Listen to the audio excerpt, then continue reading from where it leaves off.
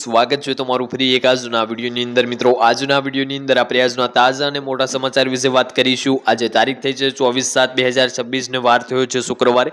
કૃષિ મંત્રીની જાહેરાત 14,000 રૂપિયા ખેડૂત દીઠ ખાતામાં મળવાના છે। મિત્રો પાક નુકસાન સહાય અંગે પેકેજ જાહેર કરવામાં આવ્યું છે જેમાં 14,000 રૂપિયા ખેડૂત દીઠ મળશે। આજે ગુજરાત થશે જળબંબાકાર। આગળના સમાચારની વાત કરીએ તો 173 તાલુકાઓમાં વરસાદ। કપાસના ખેડૂતો માટે ખુશખબર। અંબાલાલ પટેલની મોટી આગાહી। નુકસાન રાહત પેકેજ જાહેર। ખેડૂતો માટે ખુશખબર। આ તમામ સમાચારની આપણે આજના એક વિડીયોની અંદર વાત કરવાની છે, એટલા માટે તમે આજનો આ વિડીયો એન્ડ સુધી જોતા રહેજો। આજનો આ વિડીયો તમને પસંદ આવે તો વિડીયોને એક લાઇક કરી દેજો। તમે આપણી આ ચેનલ ઉપર નવા આવ્યા હોય તો ચેનલને પણ સબસ્ક્રાઇબ કરી લેજો અને કમેન્ટ બોક્સમાં ખાસ જણાવજો કે તમે આપણો આજનો આ વિડીયો કયા ગામમાંથી અને કયા જિલ્લામાંથી જોઈ રહ્યા છો, જેથી કરીને આપણને પણ ખબર પડે કે આપણો આજનો આ વિડીયો આ ગામ આ જિલ્લા સુધી પહોંચી શકે છે। સાથે એ પણ કમેન્ટ કરજો કે તમારા તાલુકા અને જિલ્લામાં અત્યારે કેવો વરસાદ ચાલી રહ્યો છે, જેથી કરીને આગળના વિડીયો બનાવવામાં પણ આપણને ખબર પડે કે કયા જિલ્લામાં વધારે વરસાદ છે।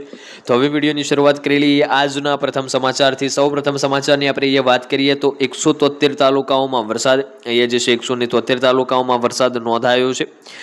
વલસાડ જિલ્લાના જે છે કપરાડામાં નોંધાયો છે વરસાદ, જ્યાં છેલ્લા 24 કલાકમાં 15.63 ઇંચ વરસાદ ખાબક્યો છે। ત્યારબાદ વલસાડના જે છે નાના પોંઢામાં 11.2 ઇંચ અને નવસારી જિલ્લાના જે છે ચીખલીમાં 9.61 ઇંચ વરસાદ નોંધાયો છે।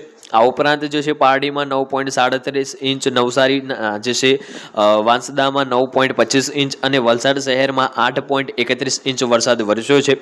વાત કરીએ આગળના સમાચારની તો કપાસના ખેડૂતો માટે એક ખુશખબર આવી ગઈ છે। કપાસ વાવો અને મેળવો 14,000 રૂપિયા। કેન્દ્ર સરકારે કપાસનું જે છે ઉત્પાદન વધારવા માટે વર્ષ 2026-27 થી મિશન ફોર કોટન પ્રોડક્ટિવિટી શરૂ કર્યું છે। મિત્રો અહીંયા તમારે કપાસની ખેતી છે તો તમને પણ અહીંયા 14,000 રૂપિયાની સહાય મળવાની છે। મિત્રો કેન્દ્ર સરકાર દ્વારા નવી યોજના ચાલુ કરવામાં આવી છે।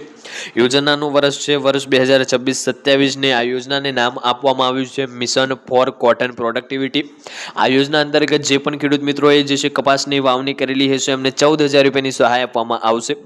યોજના હેઠળ ખેડૂતોને આધુનિક ખેતી ખર્ચ માટે જે છે હેક્ટર દીઠ રૂપિયા 14,000 સુધીની સહાય મળશે। ગુજરાતના 21 જિલ્લાઓમાં 1 લાખ હેક્ટરથી વધુ વિસ્તારોને જે છે યોજનાનો લાભ મળશે। ખેડૂતો આજથી જ આઈ ખેડૂત પોર્ટલ પર ઓનલાઈન અરજી કરી શકશે। યોજના માટે પ્રામાણિક બિયારણનો ઉપયોગ અને જે છે ફાર્મર રજિસ્ટ્રી જે છે ફરજિયાત કરવામાં આવી છે। વાત કરીએ હવે આગળના સમાચારની તો અંબાલાલ પટેલની અહીંયા મોટી આગાહી સામે આવી રહી છે। હવામાન નિષ્ણાત અંબાલાલ પટેલે જે છે વરસાદને લઈને એક વધુ મોટી આગાહી કરી છે। આગાહી મુજબ રાજ્યમાં આગામી 2 દિવસ સુધી જે છે છૂટાછવાયા સ્થળોએ હળવાથી મધ્યમ વરસાદ વરસી શકે છે।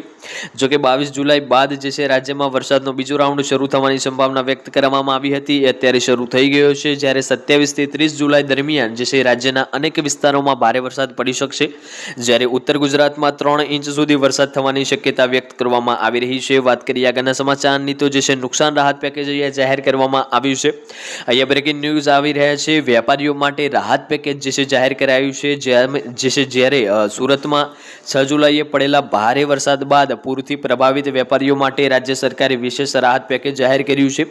આ યોજના હેઠળ જે છે લારી ગલ્લા ધારકોને 7,500 રૂપિયાથી લઈને જે છે પાકી દુકાનદારોને 1 લાખ રૂપિયા સુધીની જે છે આર્થિક સહાય આપવામાં આવશે। આ ઉપરાંત ધંધો ફરી શરૂ કરવા માટે 30 લાખ રૂપિયા સુધીની બેંક લોન તેમજ 7% વ્યાજ દર સબસિડી આપવામાં આવશે। વાત કરીએ આગળના અંતિમ સમાચારની તો ખેડૂત માટે એક ખુશખબર આવી છે। મુખ્યમંત્રી ભૂપેન્દ્ર પટેલના નેતૃત્વ હેઠળ ગુજરાત સરકારે જે છે ખેડૂતોના વ્યક્તિગત નાણાકીય અને કૃષિ સંબંધિત ડેટાની સુરક્ષા માટે વિભાગીય ડેટા સમિતિ DDCની રચના કરી છે। DPDP એક્ટ 2023 અનુસાર આ સમિતિ ખેડૂતોના ડેટાનું વર્ગીકરણ, સુરક્ષિત સંચાલન અને પારદર્શક ઉપયોગ જે છે સુનિશ્ચિત કરશે। સમિતિમાં જે છે અધિક મુખ્ય સચિવના નેતૃત્વ હેઠળ વિવિધ વરિષ્ઠ અધિકારીઓનો અને જે છે IT નિષ્ણાતોનો સામેલ કરવામાં આવશે। તો આજનો આ વિડીયો આપણે અહીંયા પૂર્ણ કરીશું। આજનો આ વિડીયો તમને પસંદ આવ્યો હોય તો વિડીયોને એક લાઇક કરી દેજો। તમે આપણી આ ચેનલ ઉપર નવા આવ્યા હોય તો ચેનલને પણ સબસ્ક્રાઇબ કરી લેજો અને કમેન્ટ બોક્સમાં ખાસ જણાવજો આજનો આ વિડીયો તમને કેવો લાગ્યો। મળીશું આગળના વિડીયોમાં, ત્યાં સુધી જય ભારત, જય હિન્દ।